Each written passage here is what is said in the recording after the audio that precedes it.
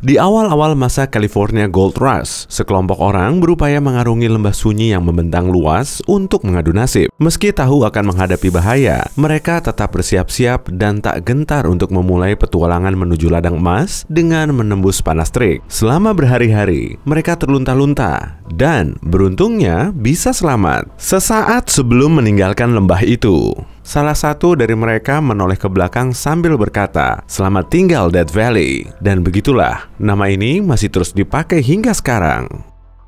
Lembah ini terletak di Gurun Mojave bagian utara, di perbatasan antara California dan Nevada, sekitar 2 jam perjalanan mobil dari Las Vegas. Luas areanya mencapai 7.800 km persegi, hampir 2,5 kali luas DI Yogyakarta. Inilah tempat terendah, terpanas, dan terkering di Amerika Utara. Pada tahun 1913, Biro Cuaca Amerika Serikat mencatat suhu di lembah ini setinggi 56 derajat Celcius dari Furnace Creek. Panas sekali ya. Tapi di waktu biasa selama musim panas pun suhunya bisa mencapai 50 derajat Celcius. Kok panas sekali? Ya, karena mataharinya bersinar sangat terik. Langit di atas gurun ini biasanya cerah dan tanahnya berwarna gelap, sehingga lebih menyerap panas. Angin bersuhu tinggi juga berembus melintasi gurun itu.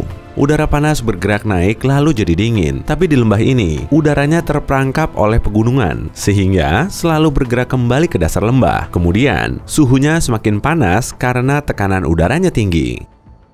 Inilah salah satu tempat terkering di kawasan barat Amerika. Curah hujannya sangat rendah, bisa saja tidak turun selama bertahun-tahun. Tapi setelah hujan turun, pemandangannya akan berubah jadi sangat cantik. Coba saja berkunjung saat musim semi. Kalau beruntung, kamu bisa menikmati indahnya bunga-bunga liar yang bermekaran dan memenuhi permukaan tanahnya. Death Valley terletak di daerah bayangan hujan. Pegunungan di sekitarnya menghalangi pergerakan angin dan kelembapan udara. Kenapa tidak diisi air saja? Ya, kelihatannya sih logis. Air bisa menurunkan suhu di lembah ini, serta bisa memikat para wisatawan. Wah, akan ada danau luas dan jernih, serta hotel nyaman yang menggantikan lembah tak berpenghuni ini. Tapi tidak semudah itu. Meski bernama Death Valley, lembah itu sebenarnya penuh dengan kehidupan. Di situ terdapat lebih dari 100 spesies tanaman, sehingga bisa disebut taman nasional. Sekitar 440 spesies telah beradaptasi dengan iklim ekstrem ini. Misalnya, domba tanduk besar gurun. Tebing dan ngarai tidak jadi penghalang bagi hewan berkuku ini, karena bisa tetap bergerak dengan mudah di medan yang bergurun. Predator terbesar di lembah itu adalah coyote. Hewan ini bisa bertahan di berbagai lingkungan dan hidup dimanapun asalkan bisa menemukan makanan. Coyote yang hidup di wilayah gurun bisa tahan panas karena bulunya tipis. Hebatnya lagi, kalajengking yang bersinar dalam gelap. Pada rangkanya, terdapat zat kimia yang akan berpendar kalau terkena sinar ultraviolet. Tapi kalajengking sulit dijumpai karena ukurannya sangat kecil dan tempat hidupnya di bawah tanah. Di Death Valley ini, batu saja punya kehidupan unik. Ini serius loh, karena bisa bergerak sendiri. Banyak sekali teori bermunculan yang menjelaskan tentang batu berlayar ini. Terdapat fenomena-fenomena aneh di Racetrack Playa. Inilah danau kering di Death Valley yang permukaannya sangat licin. Batu-batunya bisa bergerak di dasar danau dengan kecepatan mencapai 5 meter per menit. Bahkan bisa bergerak ke berbagai arah sampai sejauh 100 meter ke kanan, kiri, maupun ke posisi semula. Selama beberapa waktu, tidak ada yang bisa membuktikan kalau batu-batu ini bergerak. Tapi para ilmuwan meneliti jejak yang terlihat di tanah. Pada tahun 2014, misteri ini terpecahkan. Rekaman video time-lapse menunjukkan bebatuan itu bergerak karena keseimbangan antara air, angin, dan lapisan es tipis yang terbentuk di malam hari. Es yang mengapung ini terbawa oleh angin, sehingga menyeret bebatuan melintasi permukaan yang licin. Inilah dasar Death Valley yang tidak berpenghuni itu, Badwater Basin. Letaknya ada di kedalaman 85 meter di bawah permukaan laut, hampir sama dengan tinggi Patung Liberty. Cekungan ini merupakan tempat terendah di Amerika Utara. Di sekitar perairan ini sebetulnya terdapat area yang lebih rendah, tapi tidak bisa dijangkau dengan kaki. Lumpurnya cuma tertutup oleh kerak garam yang tipis. Berbahaya sekali kalau sampai menapakkan kaki di atasnya. Karena alasan inilah, perairan Badwater Basin secara resmi ditetapkan sebagai tempat yang terendah. Menariknya, Gunung Whitney, gunung tertinggi di Amerika Serikat, cuma berjarak sekitar 130 km dari situ. Ketinggiannya 4.400 meter.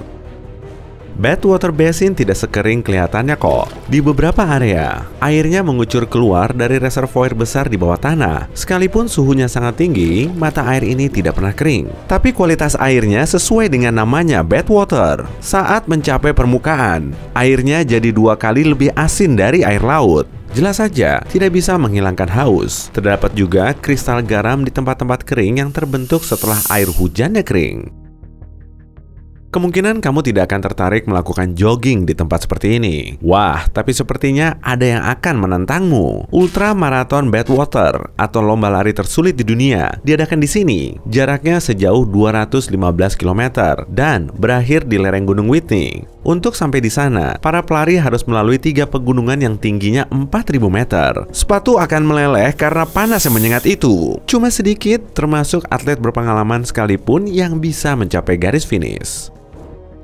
Kastil mewah bergaya Spanyol di tengah gurun? Ya, kastil sungguhan kok, meski terlihat seperti Fata Morgana. Kastil Scotty ini menjadi salah satu daya tarik utama dari Death Valley. Kastil ini juga menjadi setting tempat pada cerita menarik di masa Wild West. Tokohnya yaitu Walter Scott, seorang pemain drama, koboi, pencari emas, dan petualang. Ada juga seorang jutawan yang mudah ditipu, Albert Johnson. Walter Scott merayu sang pengusaha untuk berinvestasi di pertambangan emasnya di kawasan Death Valley. Albert Johnson dan istrinya datang ke lokasi, kemudian membuat tempat tinggal saat mereka berlibur ke sana. Dia harus merogoh kocek sekitar 29 miliar rupiah cuma untuk membangun kastil minim fungsi ini. Istana Wah ini punya banyak ruangan, termasuk beberapa dapur dan bak mandi. Meskipun Walter Scott tidak bisa menemukan secuil logam mulia pun, dia mengatakan kastil itu dibangun dengan uang hasil menambang emas di area situ. Namanya dikenal sebagai Raja Tambang Emas di seantero wilayah barat Amerika Serikat. Sampai sekarang, kawasan ini dikenal sebagai Kastil Scotty, meskipun Walter Scott tidak pernah punya rumah mewah atau tanah di situ. Saat itu, para pencari emas memang tidak mendapat banyak logam mulia di lembah ini, tapi bukan berarti tanahnya tidak kaya. Pada tahun 1880-an ditemukan boraks. Ya, boraks memang tidak secantik emas atau perak sih, tapi mineral ini juga sangat berharga. Dulu, boraks dipakai untuk membuat sabun cuci, dan saat ini digunakan dalam pembuatan fiberglass serta produk teknologi tingkat tinggi lainnya. Boraks juga digunakan dalam bahan bakar hibrida dan sel bahan bakar uji coba. Nah, ini tadi sedikit tentang serba-serbi boraks. Hey, jika kamu belajar hal baru hari ini, klik tombol suka di video ini, lalu bagikan pada teman-temanmu. Inilah beberapa video menarik lainnya yang bisa kamu tonton. Klik saja video di salah satu sisi layar. Dan ingat, tetaplah di sisi terang kehidupan.